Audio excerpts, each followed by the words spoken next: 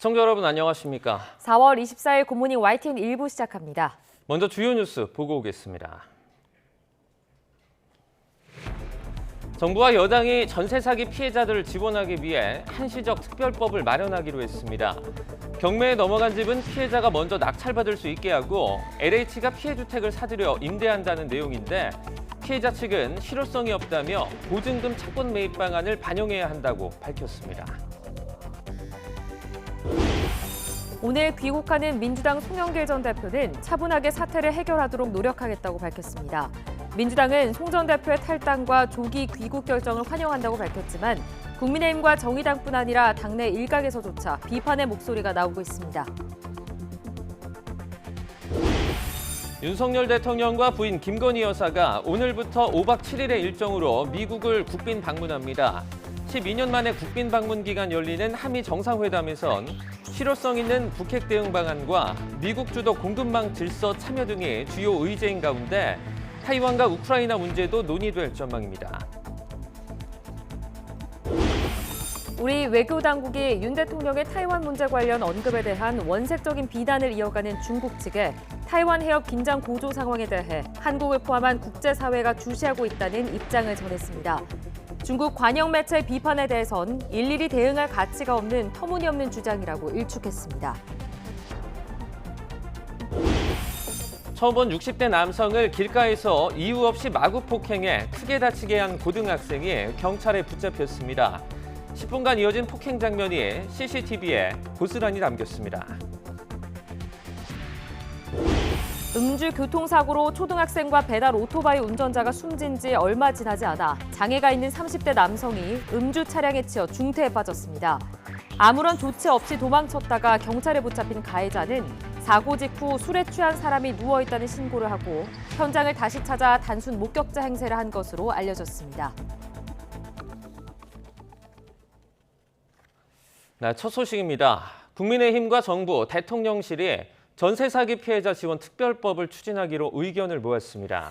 피해자들에게 경매로 넘어간 집을 우선적으로 살 수 있는 권리를 주고 공공매입을 통한 재임대도 대책으로 제시했습니다. 황윤태 기자의 보도입니다. 국민의힘과 정부, 대통령실이 비공개 고위 당정협의회 끝에 내놓은 전세 사기 피해자 지원 특별법의 핵심은 정부의 우선 매수권 행사입니다. 전세로 살고 있던 집이 경매로 넘어갔을 경우 세입자들에게 우선 매수권을 부여해 집을 살 수 있도록 하고 세금 감면과 장기 저금리 융자를 한시적으로 지원합니다. 또 임대로 계속 살기를 원하는 경우엔 한국주택공사, LH 등 공공에서 임차인의 우선 매수권을 넘겨받아 공공임대주택으로 재임대해주기로 했습니다. 기존 LH의 주택 매입 예산을 그대로 끌어다 써 추가 지출을 최소화한다는 방침입니다. 당정은 특별법을 통해서 피해 임차인의 주거권을 보장하겠습니다. 피해자분들께서 퇴거 걱정 없이 장기간 저렴하게 거주할 수 있도록 하겠습니다. 서민을 대상으로 한 대규모 재산범죄의 가중처벌을 위한 특정경제범죄법 개정도 함께 이번 주 안에 처리하겠다는 계획입니다. 당정은 야권에서 주장하는 전세보증금을 돌려주는 방식은 포퓰리즘이라고 일축했습니다. 국민 세금으로 이걸 떠안아서 피해자들에게 보증금을 미리 일단 돌려주고 나중에 손실이 나면 국가 그냥 떠안아라. 결국 국민 전체가 보증금을 대신 피해자들에게 돌려주는 내용으로 법안이 돼 있죠. 앞서 여야 3당이 오는 27일 본회의에서 전세 사기 피해자 대책 법안을 통과시키기로 한 만큼 당정은 야당을 상대로 협조를 구하겠다는 입장입니다. 늦어지면 늦어질수록 피해자들의 피해 복구는 늦어진다는 걸 알고 우리 야당의 대승적인 차원에서 적극적인 협조를 구하고. 하지만 전세 사기 해법을 두고 여야의 입장차가 여전한 만큼 신속하고 실효성 있는 대책이 나올 수 있을지 주목됩니다. YTN 황윤태입니다. 정부와 여당이 특별법을 통한 전세 사기 대책을 내놓은 가운데 피해자 단체가 보증금 채권 매입 방안을 반영해달라고 요구했습니다.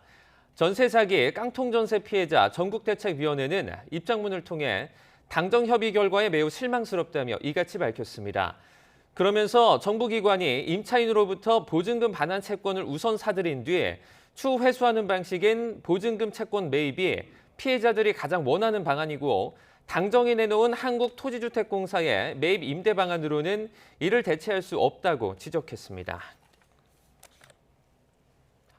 금융감독원에서 전세 사기 피해자 지원 기구를 만드는 등 금융당국과 금융권의 지원책이 쏟아지고 있습니다. 네, 그러나 이런 금융 지원은 시간만 잠시 벌어주는 것에 불과해 근본적인 대책이 마련돼야 한다는 지적이 나옵니다. 강희경 기자입니다. 전세 사기 피해자들에 대한 금융 지원책이 속속 나오고 있습니다. 우선 금융감독원은 3개 팀으로 구성된 피해자 지원 TF를 설치해 본격 가동에 들어갔습니다. 종합금융지원센터 운영팀에서는 전세 사기 피해자에 대한 상담을 진행합니다. 총괄 대외 업무팀은 피해자 금융지원 회의를 주관하고 경매유예 점검팀은 모든 금융권의 전세 피해 관련 경매와 매각유예 상황을 점검합니다. 금감원 집계 결과 지난 20일부터 이틀간 경매 기일이 다가왔던 인천 미추홀구 경매 59건은 유찰된 4건을 제외하고 모두 유예됐습니다. 유찰된 4건은 모두 영세 부실 채권 사업자가 보유한 것으로 조사됐습니다. 1차가 아닌 2차, 3차 채권을 매각을 해버리면 이 부실 채권으로 인해서 저희들은 지금 현재 어떠한 혜택도 받지 못하고 있는 상황이. 은행 등 금융사들도 대규모 금융 지원에 나섰습니다. 우리은행이 5,300억 원 규모의 주거안정 금융 지원을 시행하기로 한 데 이어 주요 시중은행들도 전세 주택 구입 대출 금리를 감면하거나 면제하기로 했습니다.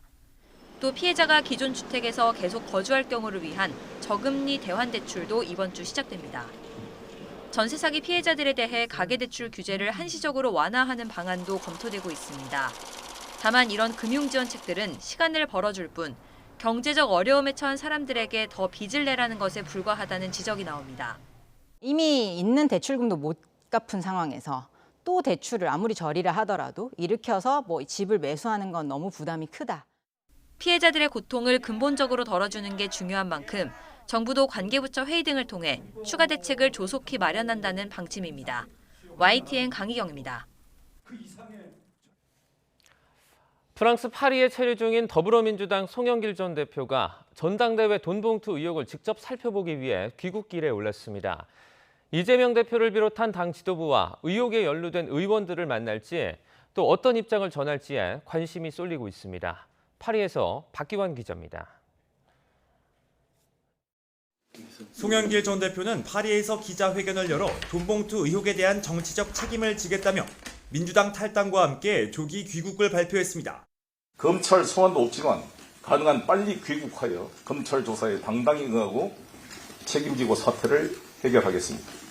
송 전 대표는 기자회견을 열고 조속히 귀국하겠다고 밝힌 지 하루 만에 귀국길에 올랐습니다. 송 전 대표는 파리 출국 직전에도 일단 한국에서 모든 의혹을 다시 따져보겠다는 짧은 말만 남겼습니다. 어제 기자회견 때 말씀드린 그 신경대로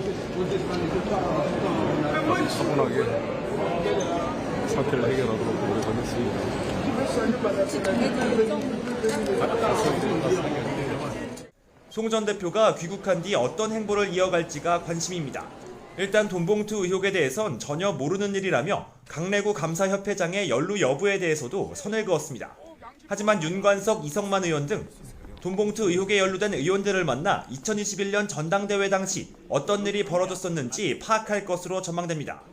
또 자신처럼 이들 의원에게도 탈당을 요청하면서 자체 진상규명에 나서자고 제안할지도 주목됩니다. 당 안팎에 빗발치는 요구에 송영길 전 대표는 결국 이곳 파리를 떠나 조기 귀국길에 올랐습니다. 추가 입장 표명과 앞으로 있을 검찰 수사까지 돈봉투 의혹 파장은 더 커질 것으로 보입니다. 파리에서 YTN 박견입니다. 송영길 전 대표가 재작년 전당대회 돈봉투 의혹에 연루된 책임을 지고 탈당과 함께 귀국하기로 하자 민주당은 결정을 존중한다며 환영했습니다. 국민의힘과 정의당은 무책임한 꼼수라고 비판했고 민주당 내에서조차 이 지도부가 제대로 대처하지 못하고 있다는 탄식이 이어지고 있습니다. 손효정 기자입니다. 돈봉투 의혹으로 사면 초과에 빠진 민주당은 송영길 전 대표의 조기 귀국과 탈당 결정을 존중한다고 밝혔습니다. 그러면서 사건의 실체가 정치적 고려 없이 신속하고 투명하게 규명되길 바란다고 강조했습니다. 즉시 귀국과 자진 탈당 결정을 존중합니다. 이번 사건의 실체가 일체의 정치적 고려 없이 신속하고 투명하게 규명되길. 민주당은 일단 자체 조사나 대책을 급하게 내놓기보단 송 전 대표의 귀국 이후 입장 표명과 검찰 수사 상황을 지켜보자는 분위기입니다. 한 지도부 의원은 YTN에 당내 진상조사 요구가 있지만 그 자체가 쇼처럼 보일 수 있다며 수사 선상에 오른 윤관석, 이성만 의원 등에 대한 조치도 검찰 수사 이후 판단할 문제라고 말했습니다. 귀국한 송 전 대표와 지도부가 바로 만나는 것도 말 맞추기와 같은 불필요한 오해를 낳을 수 있다며 부정적인 기류가 강합니다. 하지만 당내에선 지도부가 송 전 대표와 검찰만 바라보며 손을 놓고 있다는 비판도 나오고 있습니다. 비명계인 이상민 의원은 외부 인사를 데려오든 당내 기구인 윤리감찰단을 활용하든 당 차원에서 철저하게 진상조사를 해야 한다고 주장했고, 또 다른 비명계 초선 의원은 이른바 돈봉투 의혹 녹취록에 이름이 오르내리는 의원들을 파악해 탈당 등 필요한 조처를 해야 한다고 지적했습니다. 국민의힘은 송 전 대표의 기자회견을 두고 핑계와 꼼수만 가득한 꼬리 자르기식 탈당뿐이었다고 비판했고, 정의당은 송 전 대표만이 아닌 민주당 전체의 문제라며 책임감 있는 태도를 주문했습니다. 돈봉투 사건에 대해 여전히 전혀 몰랐다는 입장을 반복하고 변명으로 일관하는 답변은 이재명 당대표 과거 모습과 데칼코마니입니다. 자기 집이 불타고 있는데 민주당은 강 건너 불구경만 하고 있습니다. 사태를 책임지려는 노력도 자정하려는 의지도 하나 없이 민주당 입장으로서는 송 전 대표가 빠르게 귀국해 한시름 놓았지만 이후 진상 파악 방식과 재발 방지 대책 방향까지 의견이 엇갈리는 만큼 당내 내용이 쉽게 가라앉기 어려울 거란 전망이 나옵니다. YTN 손효정입니다. 검찰은 송영길 전 민주당 대표의 어제 기자회견에 대해서 사법 절차와 무관하다며 수사는 오로지 증거와 법리에 따라서 진행될 거라고 밝혔습니다. 구속영장이 기각된 핵심 피의자 강내구 한국감사협파정에 대해서는 보강 수사를 벌인 뒤에 다시 신병 확보에 나선다는 방침입니다. 나혜인 기자입니다. 송영길 전 대표의 기자회견 내용에 검찰은 특별히 보탤 말이 없다며 의미를 두지 않았습니다. 정치인이 사법 절차 밖에서 밝힌 입장을 수사기관이 평가하는 건 적절치 않다. 돈봉투 의혹을 몰랐다. 전당대회 당시 캠프 일을 일일이 챙기기 어려웠다는 송 전 대표 주장에 대해서도 수사는 증거와 법리를 따라가는 거라고 검찰 관계자들은 말했습니다. 주변 사람 괴롭히지 말고 자신을 소환하라는 요청 역시 조사는 수사팀이 계획한 일정대로 진행될 거라고 일축했습니다. 수사팀은 휴일에도 구속영장이 기각된 강내구 한국감사협회장을 겨냥한 보강 수사를 이어갔습니다. 송 전 대표는 강 회장이 재작년 당대표 선거 당시 별다른 역할을 할 수 없었다고 주장했지만 총선 때 출마를 포기하고 수자공사 감사가 되셨기 때문에 저의 전당대회 때는 캠프에 참석을 할 수 있는 신분과 위치가 아니었다는 점. 검찰은 강 회장이 돈봉투 살포를 주도했다는 혐의는 법원에서도 충분히 소명됐다고 반박했습니다. 영장이 기각된 건 증거인멸 가능성에 관한 견해가 달랐기 때문이라며 강 회장이 공범들과 연락해 말을 맞추거나 회유를 시도한 정황을 입증할 증거 보강에 주력하고 있습니다. 검찰 관계자는 지금도 돈봉투를 만들어 뿌린 공여자들 사이 증거인멸이 진행되고 있을 거라며 이른 시일 안에 영장을 다시 청구하겠다는 의지를 내비쳤습니다. 그렇지만 법원이 이미 주요 증거가 일정 부분 수집됐다는 판단도 내린 상황이어서 구속영장을 발부받기 위해서는 증거인멸 시도를 뒷받침할 추가적인 근거가 필요해 보입니다. YTN 나인입니다.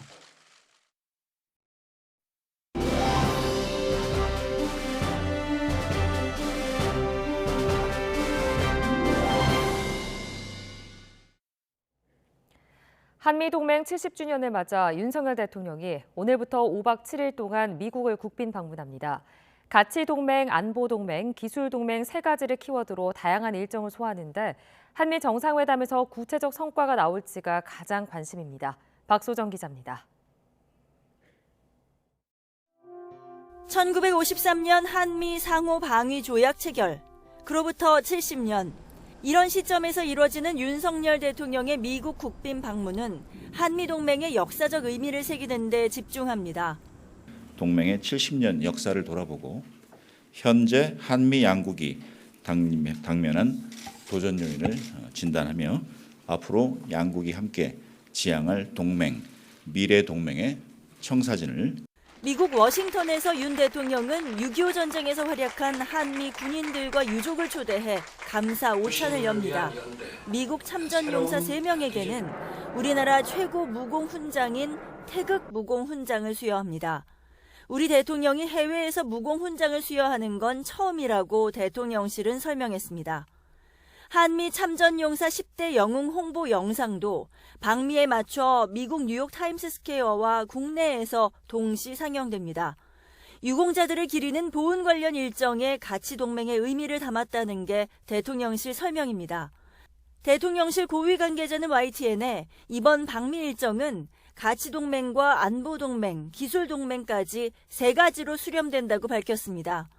안보 동맹 일환으로 확장 억제 구체화 방안이 선언적으로 발표될 것으로 기대되고 기술 동맹으로는 한미 첨단 산업 포럼, 나사 우주센터 방문 등 각종 일정을 통해 경제 협력이 가시화될 전망입니다.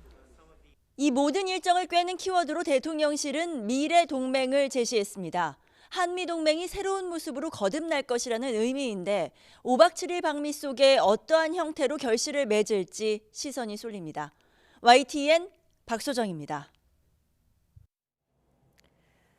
이번 한미 정상회담의 핵심 의제 중 하나는 고도화하는 북한의 핵 위협에 대응한 확장 억제 추가 조치입니다. 미국 고위 당국자는 대중의 기대와 확장 억제 약속의 현실을 모두 충족할 만한 방안을 논의 중이라고 밝히기도 했는데 이른바 한국형 핵 공유가 어떻게 이뤄질지 한현희 기자가 짚어봤습니다. 핵 어뢰에 이어 기습 타격이 가능한 고체 연료 추진 방식의 신형 대륙간 탄도미사일까지 시험 발사하며 핵 능력을 과시하고 있는 북한. 여기에 그치지 않고 실제 사용을 위한 절차까지 마련하며 수위를 높이는 북한의 핵 위협을 실질적으로 억제하는 방안이 이번 한미 회담에서 주요 의제로 논의됩니다. 한미 연합 방위 태세를 더욱 공고히 하고 양국 간 확장 억제를 보다 구체적으로 작동시키는 계기가 될 것으로 기대됩니다. 이른바 한국식 핵 공유로 불리는 확장 억제 강화 방안에는 나토식 핵 공유에 맞먹거나 그보다 더 강한 확장 억제 방안이 담길 전망입니다. 나토처럼 미국 전술핵을 실제로 배치하지는 않지만 공동기획과 공동실행 등 협의의 깊이와 폭을 훨씬 더 강력히 하는 내용을 담겠다는 계획인데 확장 억제 수단을 결정하고 핵 사용을 결심하는 단계에 우리 입장을 반영하는 절차를 명문화할 것으로 보입니다. 적어도 나토와 동일하지는 않더라도 지금보다 훨씬 더 진전된 안을 가져와야 되는 부담이 있는 거고 우리 정부로서는 최대한 제도화의 수준을 높이는 안을 도출할 필요가 있죠. 미국의 확장 억제 약속을 신뢰할 수 없다며 자체 핵무장 목소리가 높아지는 등 안보 우려가 그 어느 때보다 커진 상황. 윤석열 대통령은 나토 이상의 강력한 대응을, 미국에선 대중의 기대와 현실을 모두 충족할 조처라는 언급이 나온 만큼 이번 한미 정상회담에서 획기적인 북핵 억제 방안이 마련될지 주목됩니다. YTN 한현입니다. 정재호 주중 한국 대사가 순웨이둥 중국 외교부 부부장과의 통화에서 최근 대만 해협에서의 긴장 고조 상황에 대해 한국을 포함한 국제사회가 큰 관심을 가지고 주시하고 있다는 등 정부 입장을 전했습니다. 외교부 당국자에 따르면 정 대사는 지난 20일 순 부부장과의 통화에서 대만 해협의 평화와 안정은 안보, 경제 등 제반 측면에서 지역과 국제사회에 큰 영향을 미칠 수 있다며 이같이 밝혔습니다. 정 대사는 또 우리 정부는 대화와 협력을 통해 양안 관계의 평화와 안정이 지속되기를 바란다는 입장을 일관되게 표명해오고 있으며 하나의 중국 존중 입장을 유지하고 있다고 덧붙였습니다. 중국 관영 매체가 사설로 윤석열 대통령의 대만 해협 관련 발언을 비판한 것과 관련해 외교부 당국자가 일일이 대응할 가치가 없는 터무니없는 주장이라고 맞받았습니다. 외교부 당국자는 누구의 격을 우는다는 것 자체가 가소로운 일이라며 이같이 말했습니다. 또 중국 언론의 악의적인 기사는 중국을 국제사회로부터 더 멀어지게 할 뿐이라며 중국 정부의 입장은 아닐 것으로 본다고 강조했습니다. 앞서 중국 관영 환구시보는 어제 한국 외교의 국격이 산산조각 났다는 사설을 싣고 윤 대통령의 타이완 문제 발언은 1992년 수교 이후 한국이 밝힌 최악의 입장 표명이라고 주장했습니다.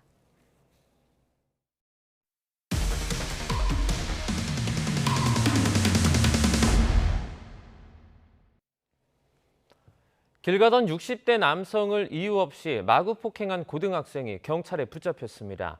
10분간 이어진 폭행 장면이 고스란히 담긴 CCTV 영상을 YTN이 확보했는데요. 박정현 기자가 보도합니다. 자정이 조금 넘은 시각 친구와 함께 주택가를 걷던 고등학생 A군. 마주오던 남성 쪽으로 다가가더니 다짜고짜 때리기 시작합니다. 남성도 방어해보려 하지만 여의치 않고 A군은 태권도라도 하듯 온몸을 날려차기까지 합니다. 남성이 고꾸라졌는데도 멈추지 않는 발차기. 급기야 충격으로 튕겨나간 남성이 건물에 크게 부딪혔지만 A군은 폭행을 계속합니다. 머리로 들이받은 뒤에는 연이어 뺨을 때립니다. 결국 남성이 의식이 혼미해진 상태로 길에 널브러지고서야 A군은 10분가량 이어온 폭행을 끝냈습니다. 피해 남성은 치아 8개와 갈비뼈 3개가 부러져 한 달 가까이 입원 치료를 받는 것으로 전해졌습니다. 경찰 조사에서 A군은 피해 남성과는 서로 전혀 모르는 사이였던 것으로 드러났습니다. 당시 술에 취해 있었는데 남성이 자신을 쳐다보자 기분이 나빠 때렸다고 진술했습니다. 앞서 다른 범죄를 저질러 이미 보호관찰 대상이었던 A군은 소년분류 심사원에 넘겨졌습니다. 경찰은 A군을 곧 소년 재판에 넘길 예정입니다. YTN 박정현입니다. 어제 새벽 만취한 운전자가 몰던 승용차에 치여 30대 남성이 중태에 빠졌습니다. 음주운전에 대한 사회적 경각심이 높아졌지만 범죄는 여전히 반복되는 모습입니다. 서울 용두동의 한 주택가 골목길의 모습을 보고 계십니다. 어제 새벽 1시쯤 이곳을 지나가던 승용차가 행인을 치었고 머리를 다친 피해자는 그대로 의식을 잃었습니다. 면허 정지 수준의 만취 상태였던 운전자의 사후 대처는 더욱 심각했습니다. 이후 길에 취한 사람이 누워있다는 취지로 경찰에 거짓 신고를 한 뒤 현장을 다시 찾아 목격자 행세까지 했습니다. 자신의 범행 사실을 숨겨 구조 조치마저 늦어지게 만든 겁니다. 경찰은 이 남성을 음주 뺑소니 혐의로 붙잡아 구속영장 신청을 검토하고 있습니다. 이달 초 대전의 어린이 보호구역 인도에서 만취 차량에 치여서 숨진 초등학생, 그리고 또 배달 도중에 중앙선을 넘은 음주 차량에 목숨을 잃은 50대 가장까지 반복되는 음주운전 사고로 안타까운 피해가 이어지면서 이제는 정말 엄정한 대응이 필요하다는 목소리는 더욱 커질 것으로 보입니다. 좀처럼 사라지지 않는 인터넷 중고거래 사기 범죄. 지난해부터 YTN이 연속 보도하고 있는데요. 해외에 있는 범죄 조직이 개입하는 등 더는 개인 간의 소액 물품 사기가 아니기 때문입니다. 여전히 사기는 활개치는데 경찰 수사는 더디다 못해 사실상 포기 상태입니다. 홍성욱 기자입니다. 수사당국의 집중 수사가 주춤한 사이에 범죄가 다시 고개를 들고 있습니다. 지난해 11월 이후 YTN이 확인한 조직적 중고거래 사기, 이른바 사이트 피싱 피해자는 지금까지 최소 600여 명. 사기 범죄에 사용된 계좌에 이어 네이버 안전거래라며 가짜 결제 페이지를 보내 돈을 송금받는 범죄 수법을 공개했습니다. 보도 후 경찰은 집중 수사 의지를 밝혔습니다. 빨리 잡히거나 늦게 잡히거나 시간의 차이나 이런 게 있을 뿐이고 한 7, 8건은 검거가 되고 있어요. 되게 잘 잡히는, 그러니까 검거율이 상당히 높은 유형의 범죄고 나중에 이제 잡힐 거라고 통보를 하고. 반년이 지난 현재 나아진 건 없습니다. 네이버 중고나라와 당근마켓, 번개장터 등 중고거래 플랫폼에는 여전히 사기 판매글이 판을 치고 피해자는 늘고 있습니다. 하지만 피해자들이 받은 건 결국 검거 소식이 아니라 경찰 수사중지 통보. 중국에 있는 보이스피싱 범죄 조직의 범행으로 추정돼 범인의 인적 사항을 특정할 수 없다는 게 이유입니다.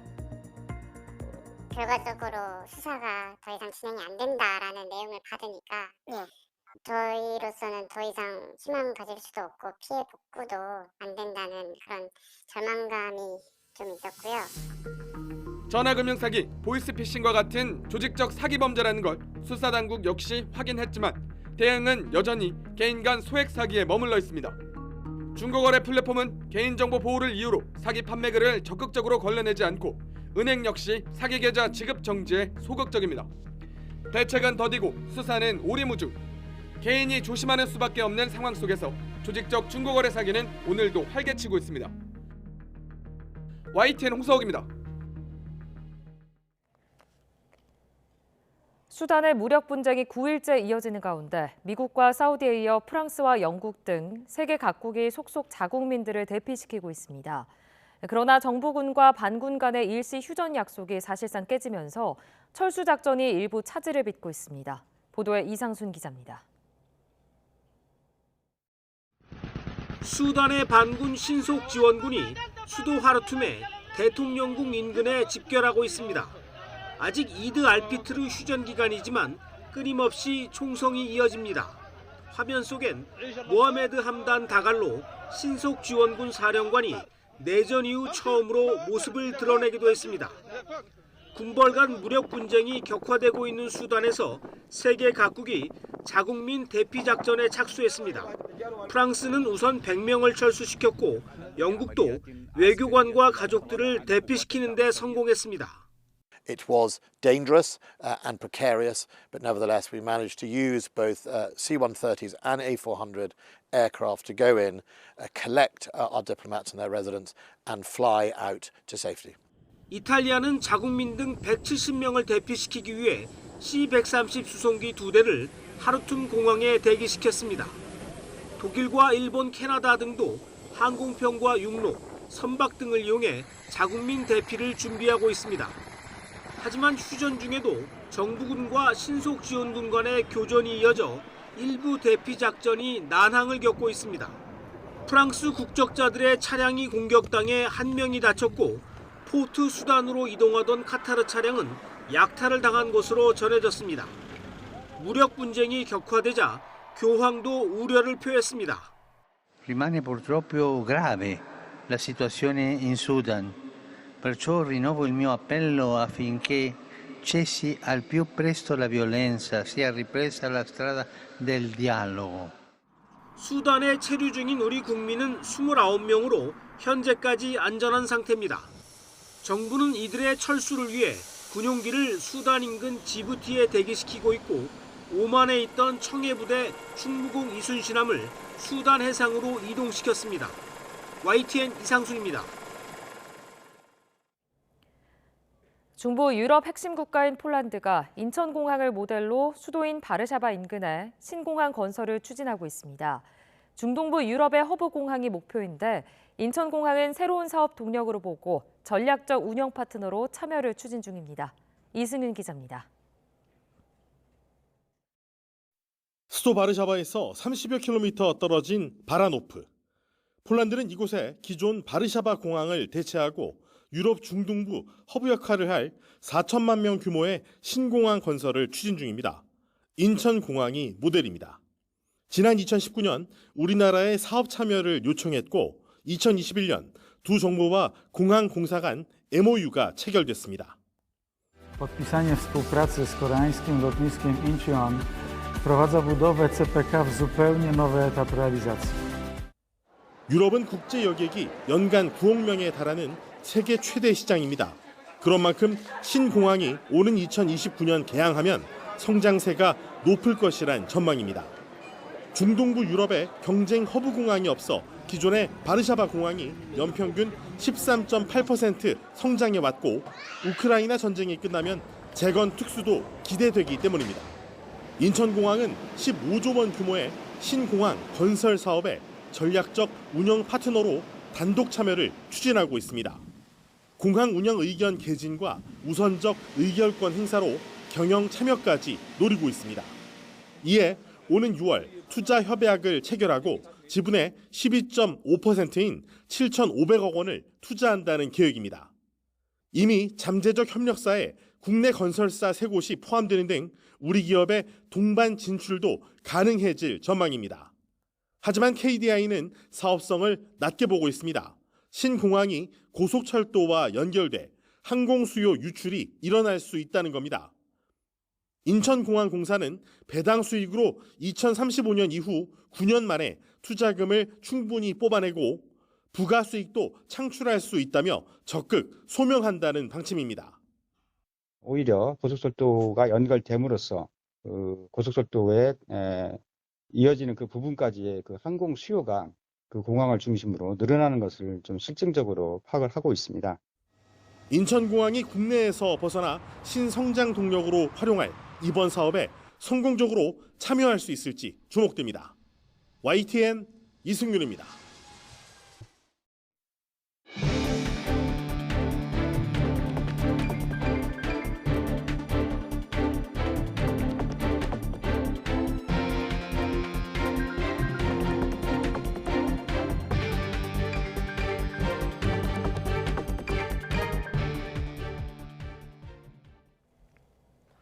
프랑스 파리에 체류 중인 더불어민주당 송영길 전 대표가 전당대회 돈봉투 의혹을 직접 살펴보기 위해 조기 귀국길에 올랐습니다. 출국 직전 공항에서 기자들과 만난 송 전 대표는 송구한 마음으로 들어간다면서도 이재명 대표와의 회동 등 향후 구체적인 일정에 대해서는 말을 아꼈습니다. 직접 들어보시죠.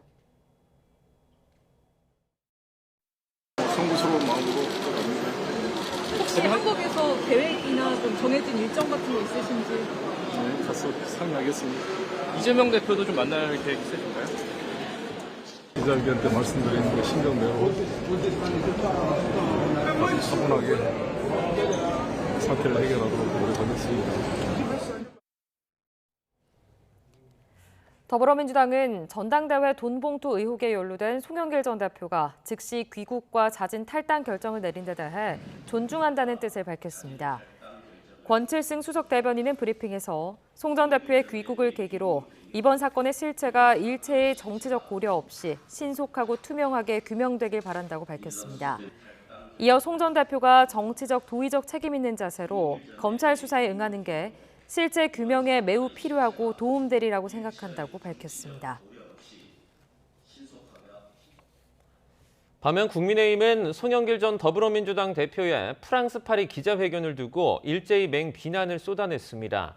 유상범 수석 대변인은 논평을 통해 송 전 대표가 돈봉투 의혹에 대해 여전히 몰랐다는 입장을 반복하고 캠프 일을 일일이 챙기기 어려웠다는 변명으로 일관한 건 이재명 대표의 과거와 똑같다고 비판했습니다.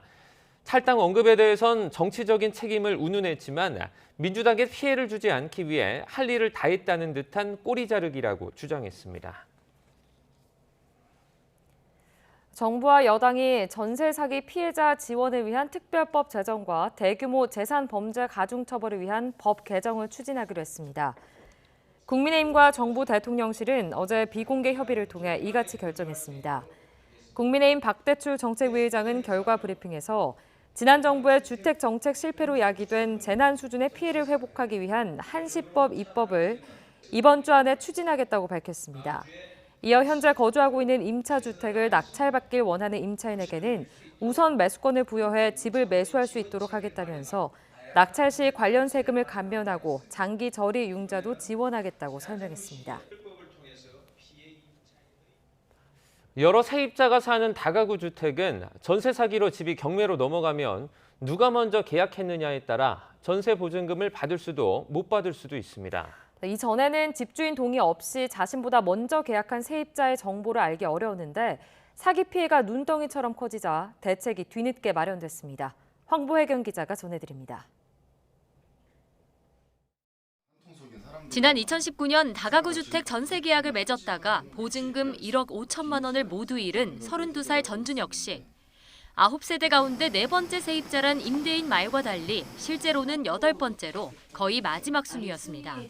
집주인이 공사 대금을 다 갚지 못하자 채권자들과 임대차 계약을 맺어 주택이 경매에 넘어가면 채권자에게 배당금이 먼저 돌아가는 구조였습니다. 이런 사실을 몰랐던 전 씨는 배당금을 한 푼도 받지 못한 채 집에서 쫓겨났습니다. 그래서 저는 원래 선순위권에 있는 줄 알고 있었지만 그게 이제 아예 후순위권으로 밀리면서 실제로 거주했던 임차인, 배당을 받아야 될 권리가 있는 임차인들은 돈을 받지 못했다는 거죠. 전 씨가 전세 사기 피해를 당한 건 집주인과 세입자 사이 정보 불균형 때문입니다.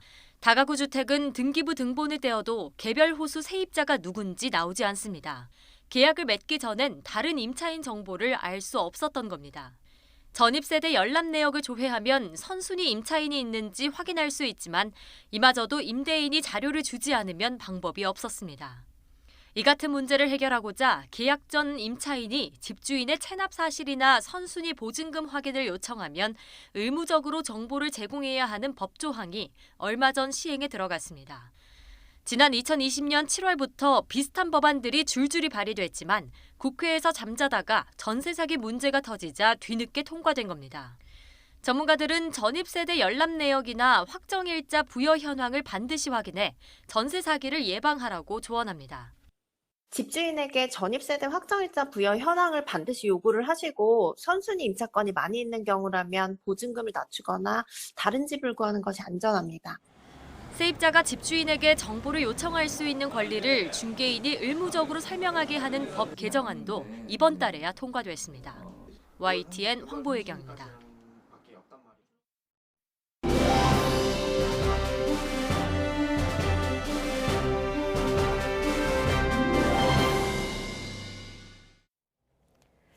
윤석열 대통령이 5박 7일 동안의 미국 국빈 방문을 위해 오늘 출국합니다. 윤 대통령과 김건희 여사는 바이든 대통령 부부 초청으로 미국 워싱턴 DC를 방문해 현지 시각으로 오는 26일 한미 정상회담을 열고 27일에는 미 의회를 찾아 영어로 상하원 합동연설에 나섭니다. 대통령실은 이번 방미를 통해 동맹 70년 역사를 되짚으며 미래 동맹의 청사진을 제시하게 될 것이며 한미 간 확장 억제를 구체적으로 작동시키는 내용이 회담 직후 문건 형태로 나올 것이라고 전했습니다. 윤석열 대통령이 미국 국빈 방문 기간 한국 전쟁에 참전했던 미군들에게 최고 무공훈장인 태극 무공훈장을 수여합니다. 대통령실은 윤 대통령이 다음 주 미국 워싱턴 DC에서 한미 주요 인사 300여 명과 감사 오찬을 할 예정이며 이 자리에서 참전 용사들에게 훈장을 수여할 것이라고 밝혔습니다. 우리 대통령이 해외에서 무공훈장을 직접 수여하는 건 처음입니다. 이번 주 윤석열 대통령 방미 일정에 삼성과 SK, 현대자동차, LG 등 주요 그룹 총수를 포함해 120여 명의 경제사절단이 동행합니다. 첨단기술 동맹 강화라는 목표에 걸맞게 반도체 지원법과 인플레이션 감축법 등 당면한 현안을 얼마나 해결할지 관심입니다. 윤혜리 기자의 보도입니다. 대통령의 미국 국빈 방문에 122명의 경제사절단이 동행합니다. 삼성과 SK, 현대자동차, LG 4대 그룹 총수를 비롯해 정경련과 대한상의 등 6대 경제단체장까지 모두 동행합니다. 이 같은 규모는 2003년 이후 20년 만에 처음이자 윤석열 정부 출범 이후 최대입니다. 이번 순방 목표는 경제 외교, 그 가운데서도 첨단 기술 동맹 강화에 방점이 찍혔습니다. 첨단 기술 동맹의 강화를 위한 경제 외교의 세 가지 키워드는 첫 번째 공급망, 두 번째는 첨단 과학기술, 세 번째는 첨단 기업 투자 유치로 요약할 수 있습니다. 무엇보다 중요한 건 미국 중심의 공급망 개편 움직임에 우리 기업이 피해를 보지 않도록 하는 일입니다. 현대자동차는 중국산 배터리를 썼다는 이유로 전기차 보조금 지원 대상에서 제외됐고 삼성과 SK하이닉스는 반도체 생산시설 투자에 대한 세액공제를 받으려면 영업 기밀이나 다름없는 정보를 미국 정부에 제출해야 해 고민이 깊습니다. 각 그룹 총수들이 미국 정재계 인사들과 만나 얼마나 합의점을 끌어내고 협력 방안을 도출할 수 있을지 관심입니다. 중국에 대한 반도체 제조장비 수출 통제 조치 유예를 상당 기간 연장해 줄 것을 미국 측에 요청할 필요가 있고요. 그 전까지 일정 비율 또는 일정 기간의 세액공제 혜택을 적용해 줄 것을 미국 측에 요청할 필요가 있을 것 같습니다. 우리 기업들에 대한 투자 유치도 관심 사안입니다. 경제사절단 70%는 미래 성장 가능성이 큰 바이오 산업과 로봇, 항공 우주, 문화 콘텐츠 등 다양한 분야의 중소, 중견기업으로 꾸려졌습니다. 국내 벤처 기업들의 현지 투자와 해외 진출 판로를 확대해 줄 수 있을 걸로 보입니다. 또 한미 비즈니스 라운드 테이블과 첨단 산업 포럼 등을 통해 양국 간 경제 협력이 얼마나 강화될 수 있을지도 주목됩니다. YTN 윤혜리입니다. 중국 힘에 의한 대만 해협의 현상 변경에 반대한다는 윤석열 대통령의 발언과 관련해 중국 정부가 주중 대사에 항의한 내용을 뒤늦게 공개했습니다. 이에 우리 정부는 최근 대만 해협의 긴장 고조 상황을 주시하고 있다는 뜻을 분명히 전달했다는 입장을 밝혔습니다. 임성재 기자의 보도입니다. 중국 외교부는 지난 21일 윤석열 대통령 발언과 관련해 주중 대사에게 엄정 교섭, 즉 외교 경로를 통해 강하게 항의했다고 밝혔습니다. 韩方就台湾问题发表的错误言论，中方已分别在北京和首尔向韩方提出严正交涉。 중국 외교부는 홈페이지를 통해 우리 대사에 항의한 내용을 뒤늦게 공개했습니다. 순웨이둥 외교부 부부장은 윤 대통령의 발언을 도저히 받아들일 수 없다며 엄중한 우려와 강한 불만을 표시했습니다. 한중수교 공동성명 정신을 성실히 준수하고 하나의 중국 원칙을 견지하며 타이완 문제에 언행을 신중히 하라고 촉구했습니다. 우리 정부가 주한 중국 대사를 부른 데 대한 맞대응으로 분석되는데 외교부도 우리 정부의 분명한 입장을 전달했다고 공개하며 맞받았습니다. 정재호 주중 한국 대사는 순 부부장과의 통화에서 윤 대통령의 말은 힘에 의한 일방적 현상 변경에 반대한다는 국제사회의 보편적 원칙을 언급한 것이라고 설명했습니다. 하나의 중국 존중 입장을 유지하지만 최근 대만 해협에서의 긴장 고조 상황에 대해 한국을 포함한 국제사회가 큰 관심을 가지고 주시하고 있다고도 강조했습니다.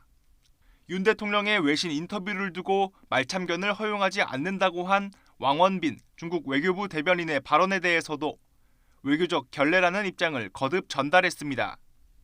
이런 가운데 외교부는 한국 외교의 국격이 산산이 조각났다라는 제목의 사설을 낸 중국 관영 매체 환구시보 등에 대해서도 격을 운운하는 것 자체가 가소로운 일이라고 비판했습니다.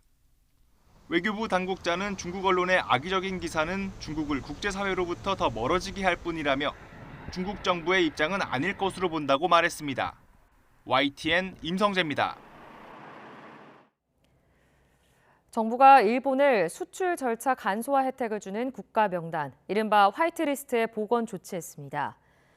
산업통상자원부는 오늘 0시부터 이런 내용이 담긴 전략물자 수출입 고시 개정안을 확정 및 공포했다고 밝혔습니다. 지난 2019년 9월 우리나라가 일본의 일방적인 수출 규제 조치에 맞서 일본을 화이트리스트에서 제외한 지 3년 7개월 만입니다. 또 이번 고시 개정안에는 오는 28일부터 러시아와 벨라루스에 대한 수출 통제 품목이 기존 50여 개에서 산업과 건설기계, 반도체 등 798개로 확대되는 내용도 담겼습니다. 경기 동두천 경찰서는 지난달 31일 새벽 동두천시 생현동 길거리에서 65살 남성을 마구 폭행해 다치게 한 혐의로 고등학생 A군을 소년분류심사원에 넘겼습니다. YTN이 확보한 당시 CCTV 영상에는 A군이 마주오던 피해자를 다짜고짜 때리고 남성이 고꾸라지고 건물에 부딪혀도 아랑곳하지 않고 폭행을 하는 모습이 담겼습니다. 피해 남성은 치아 8개와 갈비뼈 3개가 부러져 한 달 가까이 입원 치료를 받는 것으로 전해졌습니다. 만취 상태로 차를 몰다가 행인을 치고 달아난 30대 운전자가 경찰에 붙잡혔습니다. 서울 동대문경찰서는 특정범죄 가중처벌법상 도주치상 등의 혐의로 30대 A씨를 붙잡아 조사하고 있습니다. A씨는 어제 새벽 1시 15분쯤 서울 용두동 주택가 이면도로에서 좌회전을 하다가 30대 행인을 들이받은 뒤에 구호 조치 없이 달아난 혐의를 받고 있습니다. 장애가 있는 피해자는 인근 병원으로 옮겨져 치료를 받고 있지만 아직 의식이 없는 것으로 전해졌습니다. 경찰은 체포 당시 A씨의 혈중 알코올 농도가 면허 정지 수준이었던 것을 확인하고 자세한 사고 경위를 조사하고 있습니다. 최근 경기 파주시에 들어선 출소자 갱생시설을 놓고 지자체와 주민들의 반발이 커지고 있습니다. 결국 시설을 어디에 짓느냐보다 어떻게 주변 지역민들을 설득하느냐가 갱생시설 운영의 관건으로 보입니다. 김철희 기자입니다. 경기 파주시 원롱면에 위치한 금성의 집. 오랜 수영 생활로 사회 적응이 어려운 출소자를 보호하고 재활을 돕는 이곳은 지난해 9월 파주의 새 둥지를 틀었습니다. 이곳에 성범죄나 존속살해 범죄를 저지른 출소자들이 거주한다는 사실이 뒤늦게 알려지면서 작은 마을이 발칵 뒤집혔습니다. 저는 지금 시설 맞은편에 있는 마을회관 옥상 위에 서 있습니다. 보시는 것처럼 시설과 마을회관은 바로 코다할 거리에 있는데 거리로 따져도 100m가 채 되지 않습니다. 1인 가구가 많이 사는 원룸 건물과 노부부만 거주하는 단독주택 역시 시설 바로 옆에 자리를 잡고 있습니다. 주민들은 시설이 들어선 뒤 불안감 때문에 바깥 활동에 제약이 생겼다고 호소합니다. 불안해서 나올 수도 없고 바깥 생활 지금 봄이라서 해야 될 일도 많은데 거의 못 나와죠. 대책위원회까지 꾸린 주민들은 정체성을 숨긴 시설도 문제지만 시설 개소를 미리 알고도 대책을 세우지 않은 파주시에도 잘못이 있다고 지적합니다.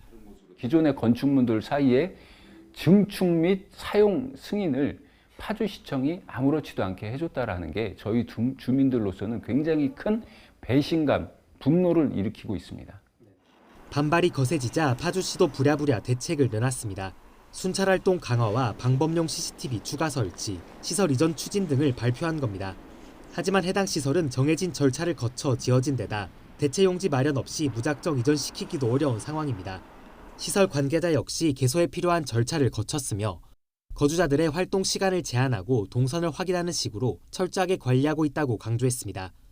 일부 전문가들은 재범을 막기 위해선 갱생시설이 꼭 필요한 만큼 주거가 아닌 상업지역에 자리 잡는 것이 하나의 대안이 될 수 있다고 말합니다.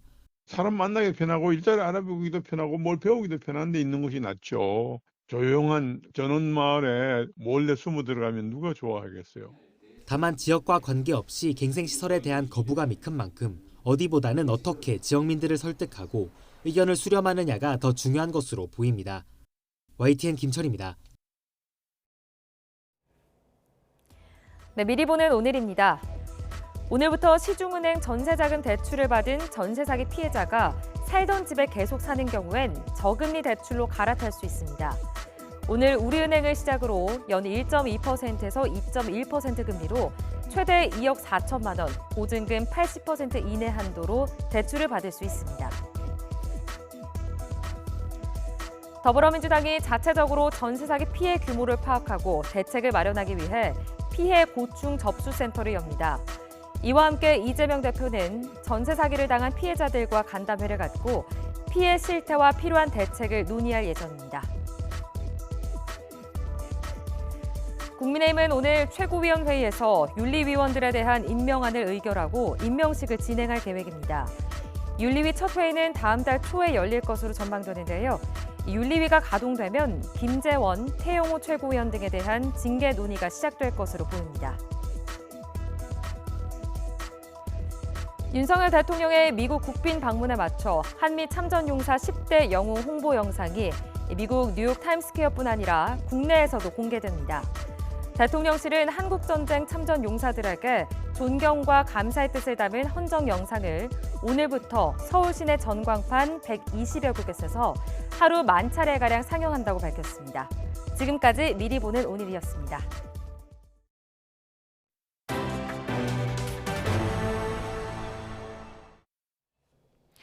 주말과 휴일 황사의 영향으로 곳곳에 대기질이 탁했습니다. 다행히 오늘은 대기 확산이 원활해지며 전국적으로 깨끗한 공기를 되찾았는데요. 낮 동안 서울 기온은 22도까지 올라서 따뜻한 봄 기운을 느끼기 참 좋겠습니다. 다만 일교차가 10도 이상으로 크게 나니까요. 옷차림 잘 해주시기 바랍니다.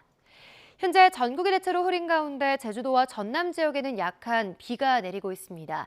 이 지역은 오후까지 5mm 미만의 비가 살짝 지나겠고요. 강원 영동에도 낮까지 약한 비나 눈이 조금 내리겠습니다.